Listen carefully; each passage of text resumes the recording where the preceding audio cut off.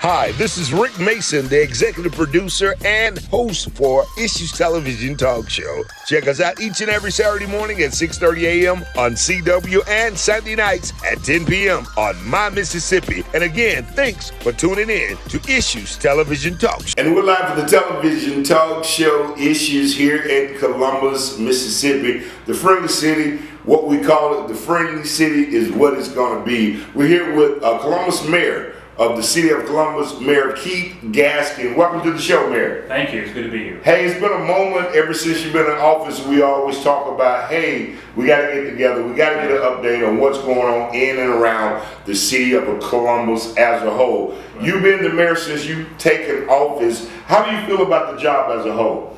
Well, it's an honor and a privilege to serve as mayor of this city. It's a challenging job at times, but we have great citizens in this community who want to work together to build the best community that we can.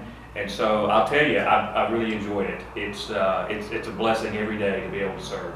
And you being the mayor, dealing with the city councilmen as a whole, I understand you are just a decision breaker, a tiebreaker. Right. The city councilmen as a whole are the ones to actually give their votes for different situations. Right.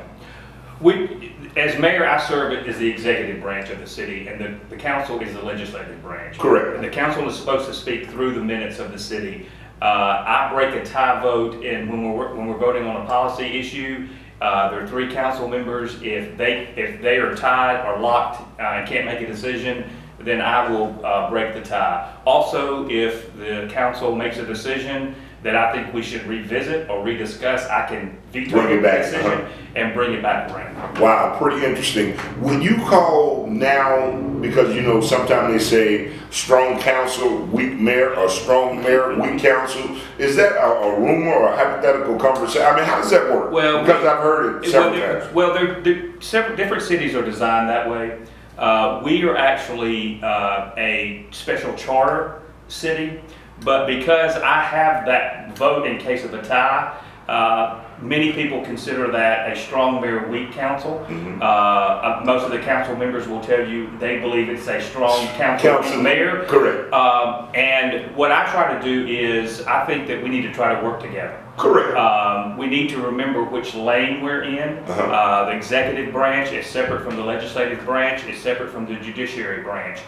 But and I've said this before, and I mean this in not a way to sound like it's an arrogance, but this is issues. This is not the news. This is issues. I'm the only elected official that is elected by the entire population of the city. Correct. And because of that, I feel that it's important that I represent all the citizens of the city. Each ward as well. And I think it's my responsibility to try to be a leader and work with all the council members and also with all the members of the Board of Supervisors, because when the city and county work together, it's better for everybody, and 40% of the county lives in the city limits. Correct. So when the county is doing things and the city are doing things, the people who live inside the city limits are paying taxes for both. Correct. So the more that we work together, the better that we can serve the citizens. And when you say working together, are you speaking from the actual the politics part of it, or the day-to-day operation? Are you talking the city of Columbus Police Department versus the sheriff department? When you say as a whole working together, what do you mean? What entity? I mean all of those. I don't like the term politician for myself. Mm-hmm. I like the term public servant. I shouldn't be in a position where I'm trying to do what's popular. Mm-hmm. I should be doing trying to do what's best for the entire city. And when the city and the county work together, it's obviously better. If the police department and the sheriff's department has a good working relationship, that's better for everybody. Mm-hmm. If the county and the city, the Board of Supervisors and the city council and the mayor have a good relationship, that's good for everybody. But we know how politics is. Everybody's not going to get along. Sometimes people get their feelings hurt. Ups and downs. But at the end of the day, we have to remember that if we don't work together because of personalities, then who suffers for that? The citizens. And that's unacceptable. acceptable for me as mayor. And so that's what I try to do. You know, we're all human. Correct. We all get our feelings hurt sometimes. We all are more frustrated some days than others. But at the end of the day, I'm always saying, have we done everything we can that's going to benefit our citizens? And I think that should be the way that we all think about it. We'll be back in just a moment here for the television talk show Issues. Sitting here with Mayor Keith Gaskin,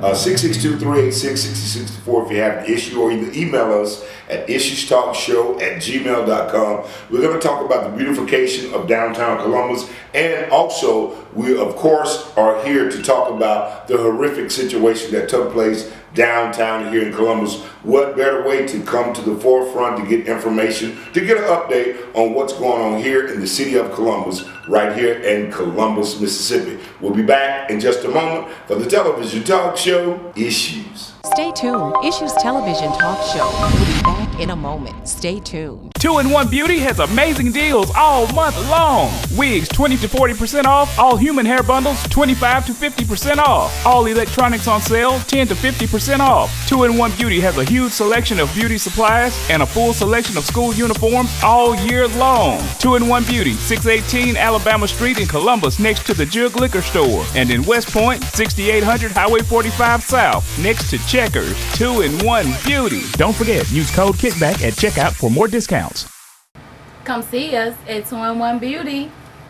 We're back for the television talk show Issues, sitting here with Mayor Keith Gaskin. He's a freshman. You're a freshman to the actual politics world. You're a sophomore now. You've been 2 years. Yeah, a little over 2. 2 years. Okay. Well, what we're gonna make you a junior? I'll take softball. Okay, we got the mayor here as a sophomore again. Great things, beautification and everything is looking well. The moment that took place downtown as far as beautification with the lighting, how's that work reacting with the Green Cup and all of that great stuff? Well, I think those things are really good. To do the lighting and stuff, we partnered with Main Street, the Visitors Bureau, and with Columbus Light and Water, working on grants, partnering together to get the lights in the city. And we're going to continue to do those kinds of things. The Green Cup has really, it's been popular. All the restaurants have not started doing that yet. They kind of wanted to wait to see how it went in the city. So far, we think so good. I've not seen very many people using them at this point. I think a couple of the restaurants, like maybe Munson Brothers, has probably done it more than some of the others. Because of the outdoor, outdoor that they then maybe when summer pops back or come back in warmer weather, they'll probably be out with the Green Cup. I think so. And what we have learned is, and Barbara Bigelow with Main Street did a lot of research with other cities, because there are a lot of cities throughout the state who already have this in place, and they said it usually goes into effect without hardly anybody even knowing. And so far, that's what we've seen in the city. And the lighting itself, who's paying for that? How's that been paid for? Well, the lighting itself, we did a couple of grants that we worked through with Main Street and CVB and Columbus Light and The Water. electricity as a The whole. electricity is the city. Okay, that's got our it. cost. Okay, Yeah, all right, that's cool. our cost. Good. But one of the things about the lights, we get compliments on it all the time, but it also makes people feel safe. I love the beautification. It's beautification. It's a great ambiance for the city, but it also lights it up more. So when people are walking the streets, I've had several people see they feel better at night. They can see. Right. And again, we're not the first city to do this, but we get compliments on it all the time. Very proud of it. Man, I tell you, we're here with the Mayor Keith Gaskin in Columbus, Mississippi. I'm your host and executive producer of Issues Television Talk Show. Also, the Morning Kickback, which airs each and every weekday morning inside the Ricky Smiley Morning Show for the hottest 2 minutes in radio. Check us out, the CW 6:30 a.m. for Issues Television Talk Show on My Mississippi Sunday nights at 10 p.m. Mayor, so much has taken place in the last few days. Over the weekend, we had a tragic situation in the city of Columbus, the friendly city. Give me your take and give me an update on what's actually going on right now. Right, yes. It was an unspeakable event. Yes, sir. Actually. What I can tell you is that I found out about it on Saturday because I accidentally ran into the victim's father. He saw me going between events in the city, and he saw me pull over and stopped and told me about it. So I was horrified. He told me what had happened. Since then, I've tried to stay in touch with him, victim's stepfather.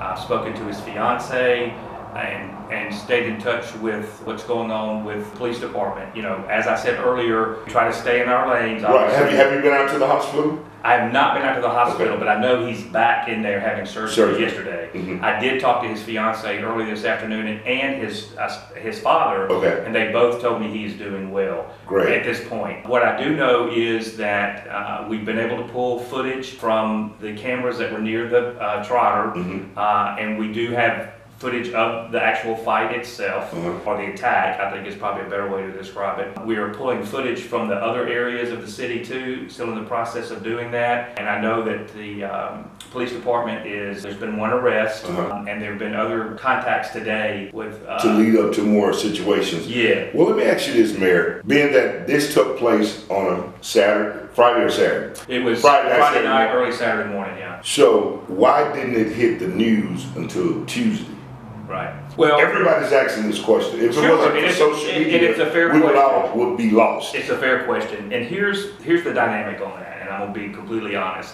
And I've addressed this on social media some and in my press conferences in the past. I will never keep any information from coming out that citizens need to know about things going on in the community that could be potentially dangerous for others. I have never once said, let's not get that information out. But what I do try to do is allow the police department To to do take their the job. lead in that. And there's some cases when they would prefer it not to go out immediately because of the case itself. But they know, I have talked to the police chief, the COO of the city. Everybody knows that I want information to go out as quickly as possible. Yeah, and I plan to meet with the chief as well. I spoke with him and he told me he would give me an update too as well. Right. Carry on. You know, and you also want to be respectful of the family and the Correct. victims when things like that happen. But I just want to be extremely clear on this. Anytime there's an incident where the citizens of this city need to know, I want to make sure it gets out there.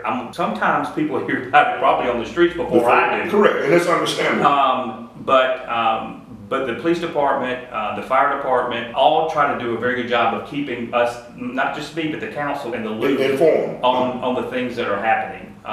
But they are the professionals in those areas, so the council and I rely on them to advise us on when information should go out and when it shouldn't. But I think situations like this, we need to have conversations about these types of activities when they happen in the city, because these kinds of things are happening all over our country. One of the things that I do say about Columbus is I feel Columbus is a very safe city. It is. I walk in any neighborhood in this community and I'm happy to do it. However, I do tell people when you're out and about, you do need to be cautious. aware of your surroundings. Correct. And that's true everywhere. But for far too long, this city has had what I think is not an accurate description of the crime rate in the city. It is really no different than any of the communities around us. And as far as that matter, it's Tupelo. Jackson, you got Memphis, you got so many in surrounding areas. So with something like this happening in your city as a whole, I mean, what goes through your mind? I mean, how do you plan to handle this for future references? Well, let me just say this. I don't sleep well at night all the time because of the level of crime that we're seeing throughout the country. It bothers me when I see from a national, from a state, sometimes from a local level, the way that politicians and elected officials deal with each other. And I mean, there is a hostility in politics now that has not always been there. And I think that sets a very bad example for our children, right? Correct. So all those things bother me, and I'm always trying to think of ways to do better and to encourage. We can disagree without being disagreeable. Correct. The incident that happened in this city, we are still getting all the details, but from what I know, there should never be an incident where there is a citizen that is beat to the point where they're in the hospital. Having multiple surgeries. No, I mean, who does that? I mean, somebody that would beat somebody to that level has issues. Hey, and this is what the show is about. We'll be back in just a moment to wrap up this interview here with Mayor Keith Gaskin here in the city of Columbus, talking about what took place here in the downtown Columbus area here in Columbus, Mississippi. I'm your host and executive producer, Rick Mason. We'll be back in just a moment after these television commercial breaks for the television talk show, Issues. Stay tuned. Issues Television Talk Show will be back in a moment. Stay tuned. Hi, this is Rick Mason live here with breaking news with Issues Television Talk Show at Carl Hogan Toyota with the working man's friends, and they all have issues today, and we're here to resolve them. More after these commercial breaks, after we talk to these great people here at Carl Hogan Toyota. My issues are with credit. My issues is down payment. My issues are engines. My issues are cosigners. My issues are interest rates. So if you have any issues with purchasing a vehicle, come to Carl Hogan Toyota here in Columbus, Mississippi. Carl Hogan Toyota, the working man's friend. Issues. And we're back to the television talk show Issues, closing this interview out here with Keith Gaskin, Mayor Keith Gaskin, talking about the situation, the upgrade of Columbus as a whole, and the beautification of downtown Columbus, and the horrific situation that took place with an individual here in Columbus, Mississippi. My question to you, Mayor Keith Gaskin, when this took place, when it first hit the news and they gave information, why did they never say, allegedly, that there were 5 white individuals to jump on an African American? Why didn't they say that? Why did they just say 5 individuals? Why they didn't say there were 5 white, allegedly, individuals that did this to this one black man and this young white individual who was with him? Well, allegedly. that would be a question you need to ask them, because who was them? From the whoever reported it Okay. at the beginning. Okay. Whether it's the police department or the news media, you'll have to ask them why they didn't say exactly what it was. It could be because they were still trying to gather evidence to make sure, because as you well know, there were a lot of rumors out about who was related to different people that turned out not to be true. Correct. And so I think it's important for us to, and this is one of the things that I caution people on, when we're getting information out, and I know people want it quickly, but it does better if we get the facts out accurately, because once they're out on social media or once they're said, it's hard to take them back. And it gives sometimes people the wrong impression. And there, I respect that, and I respect that to the fullest, but understand what I'm saying to this point. If it was a African American, 5 African Americans did this to one white Caucasian in the city of Columbus, downtown Columbus, do you think they would have said, we just had X? I mean, honestly, here's what I'm going to tell you. I can't predict how they would have reported that, but I lean to what you're saying is that in most cases, and we're not bashing anyone, we're not doing this or that, but it's about honesty, truth, and how things go in America today. Right.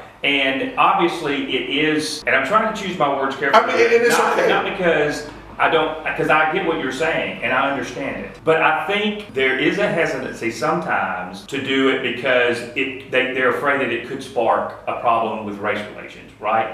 I will always stand by, you need to tell the truth and you need to put the information and out not sugarcoat that is accurate. It's my understanding that there was a white and a black victim. Correct. And that there were 5 people who assaulted them. Correct. Right? And they are supposedly all white. Allegedly.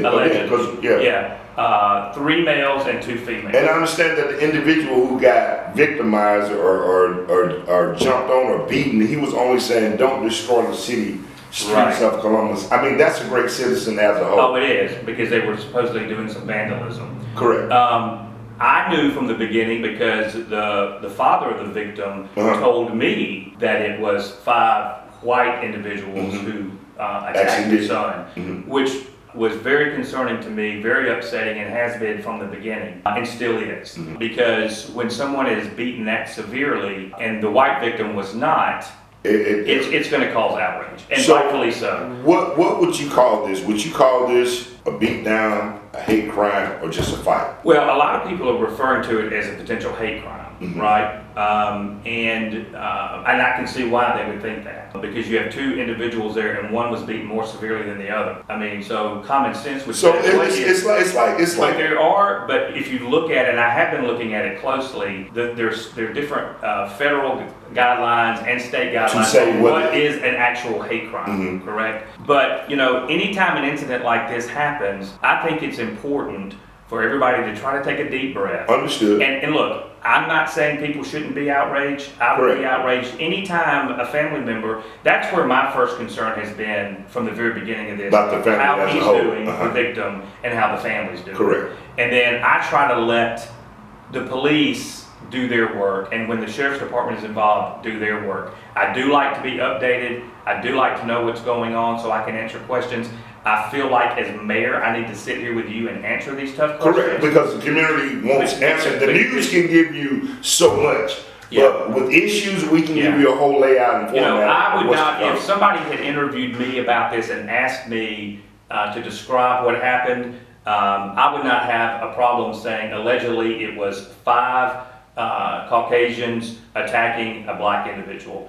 And because that's what we know is the facts.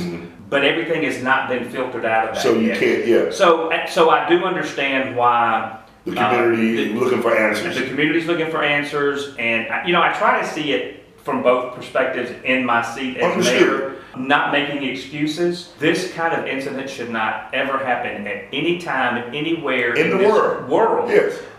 You would not treat a dog or a cat that way, The way much they did less this another young human man, being. yes. And so And with the it bothers me that there could be that kind of rage in individuals To be tied up into it, up. And yes. I can't, in my mind, I can't rationale how anybody under get that any vicious- circumstances get that vicious. would treat somebody this way. Who was saying, hey, don't do that Yeah. to the city, Yeah. or don't, Right. you know. Right. So do you think we could compare this situation to the situation that took place in Alabama on that cruise ship? No, I think, You see what I'm saying? So just I- think if some other individuals had seen that one black man getting jumped on, Yes.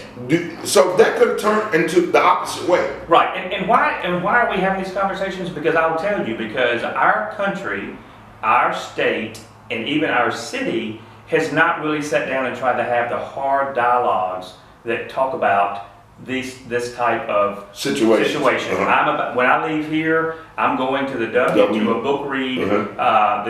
that we've been reading the book How the Word Was Passed. Mhm. It's about slavery in this country, Uh-huh. how it has affected poverty, how it's affected The mindset the as a whole. mindset, Yes. racism in the Yes. country, the way people have been held back. And until we are all, especially people who look like me, Yes, sir. are willing to sit down and have these conversations and not rewrite history and not start calling everybody names, saying people are woke or they're this, that, I mean, the because other. by now, man, racism should be way gone, out of the way. Absolutely, but you know what? We're flawed human beings. Yes. And it will probably never go away, but it's imperative that we try to make a change. I mean, it's and people that are not, and there are a lot of people who feel the way that you and I are talking, Uh-huh. but they're afraid to speak out. Correct. Because they're afraid of how people. What's And the social outcome? media has intensified that even more. Yes. Because people get on there and they will attack Uh-huh. before they have all the information. I try not to take it personally because I know people are frustrated. I could never understand your life. I could never know what it was like to walk in your shoes. Correct. Yes. And I will never pretend to.